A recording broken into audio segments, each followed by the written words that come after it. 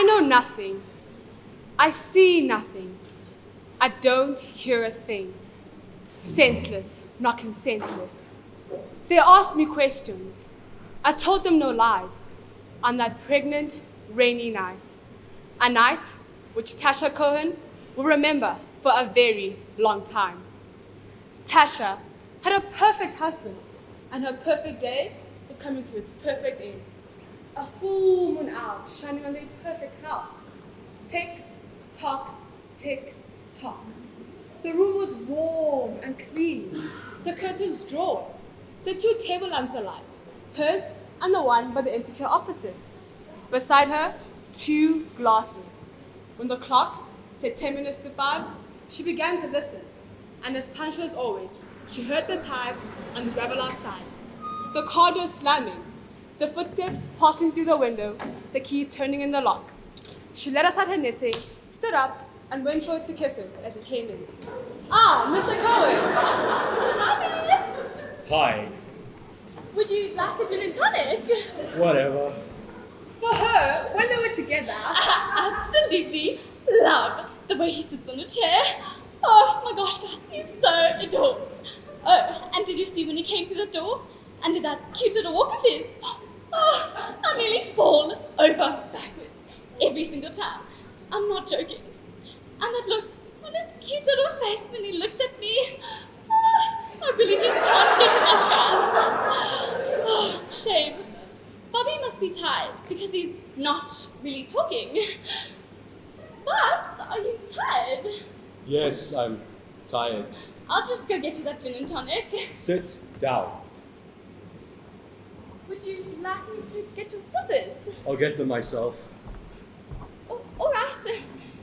You know, I think it's actually ridiculous. When a detective as senior as you, they still make you walk around on your feet all day. Shocking, actually, just like shocking. You know, I actually haven't made dinner tonight because it's a Thursday night. But, I mean, if you're too tired to go out, we can always stay in and I can make something here. We can watch the new season of The Real Housewives of Devon or something. Her eyes waited on him for an answer. A smile, a little nod, but it made no sign. Anyways, Babs, you really must eat it. It'll take me 2 seconds, and I actually think I want to cook.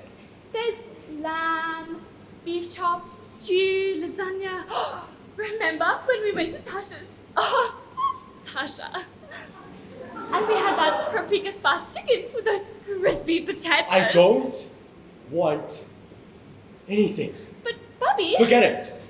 I'll just make something and you can have it a bit later if you're hungry. Tasha, we need to talk. Just stop talking and sit down.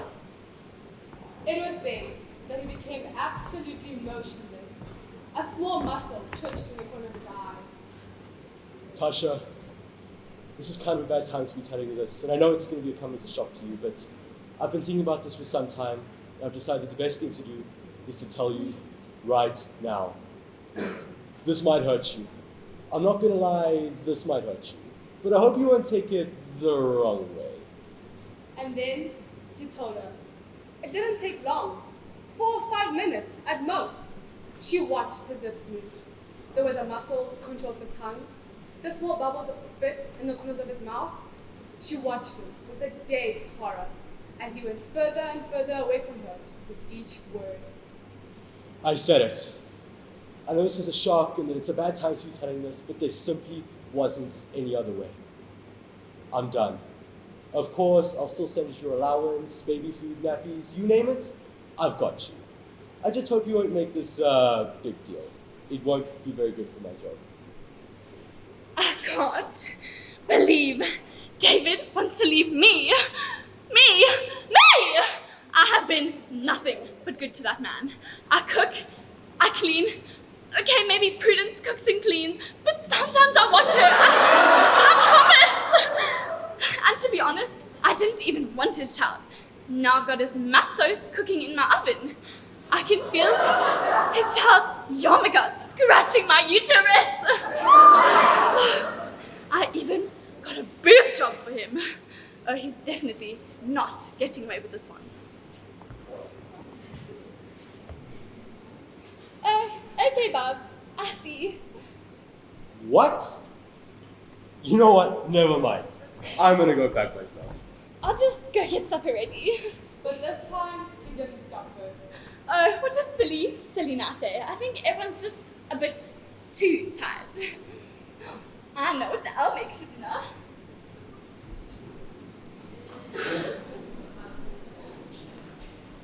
A nice big leg of lamb.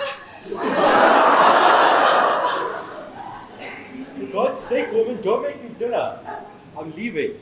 But David, look, a nice big leg of, And then, without any pause, she swung the big leg of lamb high in the air and brought it down as hard as she could on the back of his head. She might just as well hit him with a steel club. The funny thing was, he remained standing there for 4 or 5 seconds, gently swaying, and then he crashed to the ground.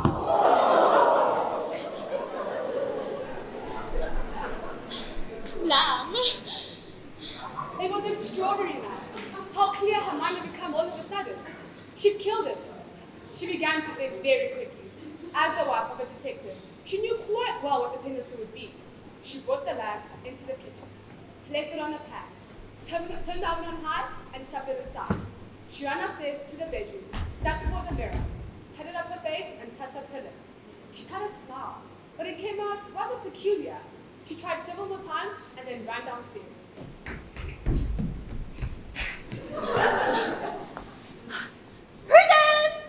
Prudence, I need you here right now, as in like yesterday already.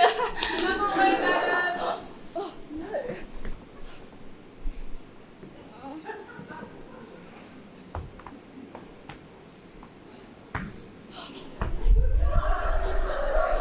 Madam, I'm here. Prudence. Where's Mr. Cohen? He just left a few things at the office. He'll be back now. Prudence, please can you go to Woolies and get me some potatoes? I want to make David a nice supper tonight. Okay, how about some ultimate pudding? All right, thanks, Prudence. David has been dying for some roast lamb recently. That sounds very, very nice, Mrs. Cohen. You know, he's very lucky. No, Prudence. I'm the lucky one.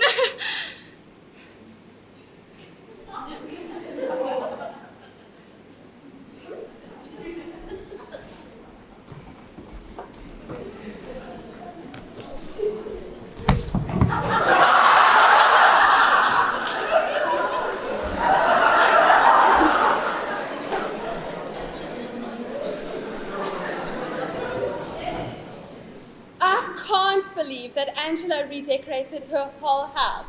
I mean, this place looks like a pigsty. A pigsty? Oh, and have you noticed how rude Angela's kids are? The other day, they were having a play date with my kiddies, and they did not even take their shoes off when they're on my Persians. I mean, do they think that my carpets are cheap? Because I don't do cheap. Oh, are you joking? Your Persian carpets are so beautiful. You must have been in so much pain.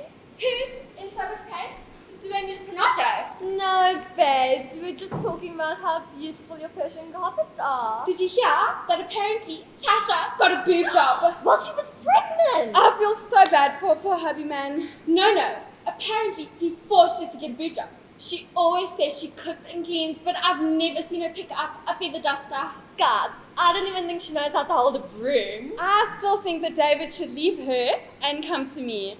You know I've been waiting for David because, well, David is the love of my life. I personally don't even think David is the father. I actually think that she's making up the entire pregnancy. Listen, guys, I have something to say. I think my hubby is the father. I saw them the other day at Woolies, and you know what he did? He bought her the last pasta salad, and he knows it's my favourite, yet he still bought it for her. Guys! I can't find my Louis Vuitton bag. I've hunted my entire house and I just can't seem to find it. Have you seen it by any chance? Who let You in. It's probably fake Louis anyway. Guys, I really can't find my bag. So, Angela, can I borrow yours? First, my husband. Now, my bag. I don't have one. Oh, Angela, you are useless. Anyways, guys, I'm making my hubby a nice supper tonight.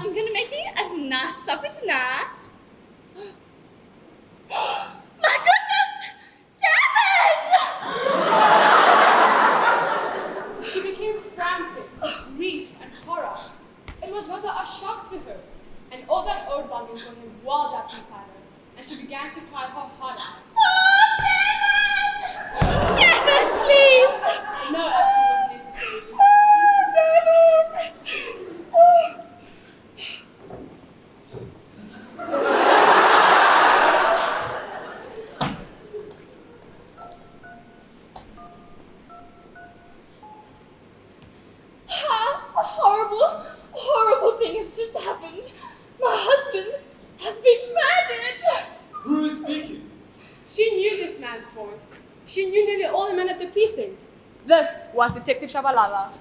Caron! This is David Caron! You mean David Caron is dead? Well, I think so. He's lying on the floor and he's like a blue. Be right over. Okay, thank you.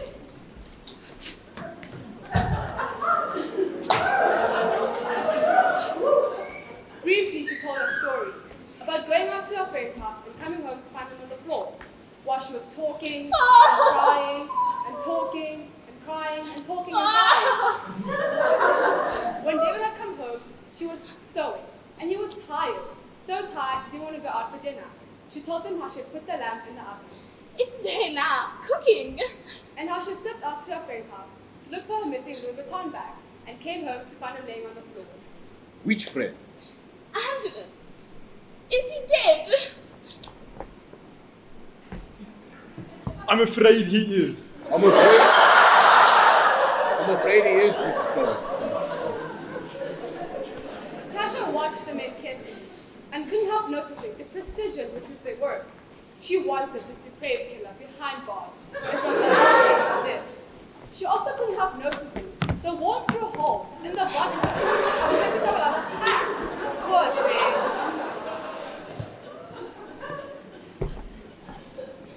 Ma'am, this is a heinous crime.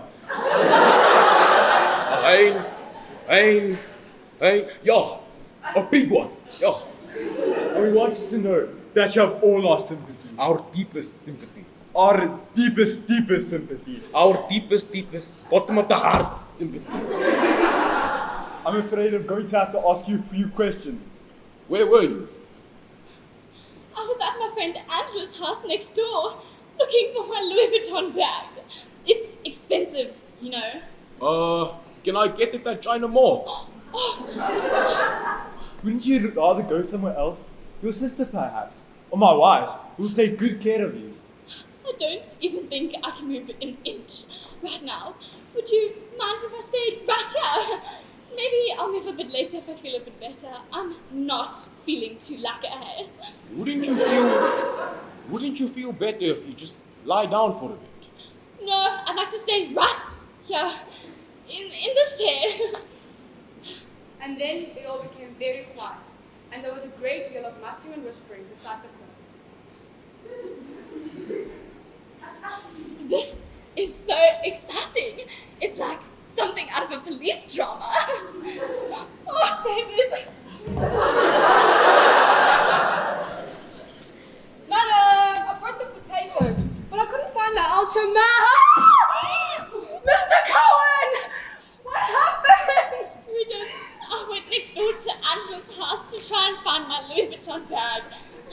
one that I really, really love. And when I got back, I found David lying on the floor. He was dead, and I didn't know what to do. Hello! You can't be tears. You must be beautiful because you are very beautiful. I am not interested. I have a man. Please don't mind this stupid man. Are you calling me stupid? This stupid man. Please follow us, Prudence. We have some questions to ask you.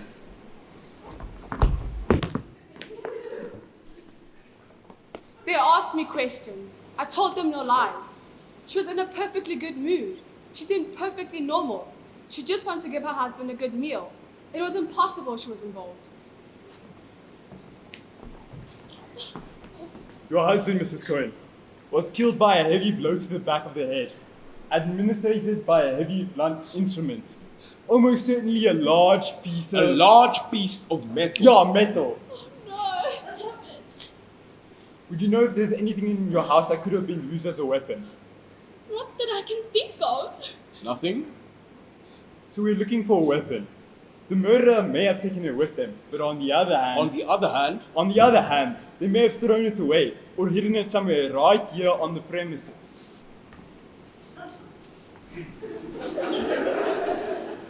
it's the old story. Find the weapon and you've got the man. Are you sure there's nothing in your house that could have been the weapon? No. A large spanner? Are you sure? Do you mind if I take a look around? You can tell me if anything is missing. A very big spanner, for example? Or a heavy metal vase? I don't own a heavy metal vase. Or a large spanner? Oh, poor David. He moved all those things to the garage to make space for the baby. Zola, Yes, madam. would you do me a small favor, please? Aish, ma'am. I'll try.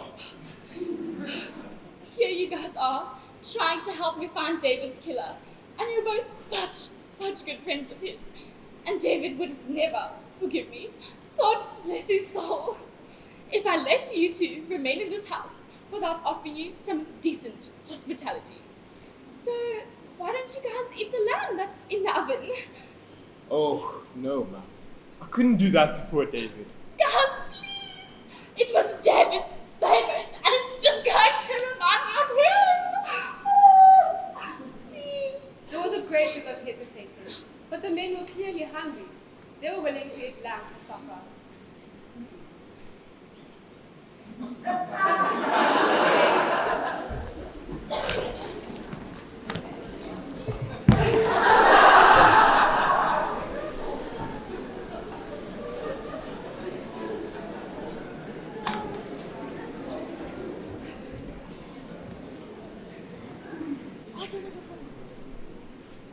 Ladies, oh my soul, my house now. I've got tea, and not just any tea, the tea. So you're telling me David is dead? Oh my gosh, poor Tasha. No, Wendy. Don't you dare feel bad for that dog. Feel bad for me because David was the love of my life. Caron, move on. Just because you guys kissed once. In grade 3. Ladies, control yourselves. David is dead. Yeah, and I bet that David had a poor heart attack from having to deal with that woman. I bet he died from food poisoning. From her horrible cooking. I bet she killed him.